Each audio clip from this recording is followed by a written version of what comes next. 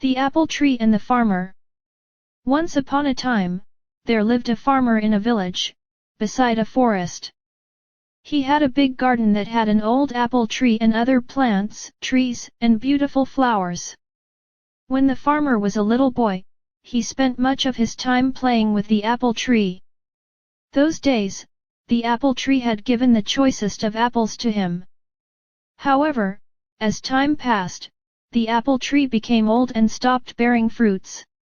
Now that the farmer was not getting any apples from the tree, he decided that the tree was useless. Therefore, he decided to cut the tree and use its wood to make some new furniture. He felt that since the tree was old and huge, he did not have to cure it, and it would make great furniture. He forgot that as a boy, he had spent his entire childhood climbing the tree and eating its apples. Now the apple tree was home to several little animals in the neighborhood. This included squirrels, sparrows, and a huge variety of birds and insects. When the farmer took his axe and began chopping the tree, all the little animals came rushing down. They all began to plead with the farmer. They gathered round the farmer and said, "Please don't cut the tree. We used to play with you when you were small, under this very tree. This is our home and we have no other place to go." The farmer was adamant. He raised his axe and the commotion grew. "Please don't chop and destroy my home and kids," cried the squirrel. "Please don't chop and destroy my nest," cried the little birds. "Please don't cut the apple tree," cried the grasshopper. The farmer, however, forgot his childhood and his animal friends. He began to chop the tree harder. All the little animals became desperate, and wanted to protect the apple tree at any cost. The little animals said, "We will sing for you when you are toiling away in the fields. We will look after your little boy. He will not cry, but instead will be entertained and happy. You will like our songs and will not feel tired." However, their cries for help fell on deaf ears.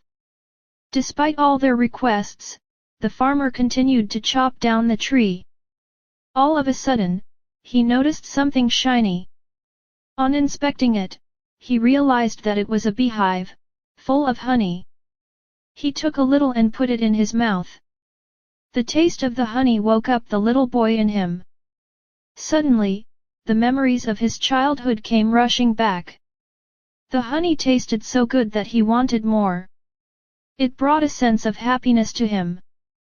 He smiled and exclaimed, "This tastes amazing." Realizing the change in the farmer's attitude, the little animals spoke in unison. The bee said, "I will always provide you with sweet honey." The squirrel said, "I will share any amount of nuts that you want." The birds cried, "We will sing as many songs as you want." Finally, the farmer realized his folly, and put down his axe. He understood that the tree was home to many lovely animals that provided him with so many things. He wanted his little boy to have the childhood that he had. The farmer realized that the apple tree was not that fruitless. The little boy in him saved the apple tree. He threw away the axe and said to the little creatures, "I promise that I would never cut this tree. I have realized my mistake and you all can now live in peace and harmony." The little creatures thanked the bee profusely. If the farmer had not found the beehive, they would have been homeless by now. They continued living happily in the old apple tree. Moral: each and every living thing in nature is of some use. We should not destroy any living thing.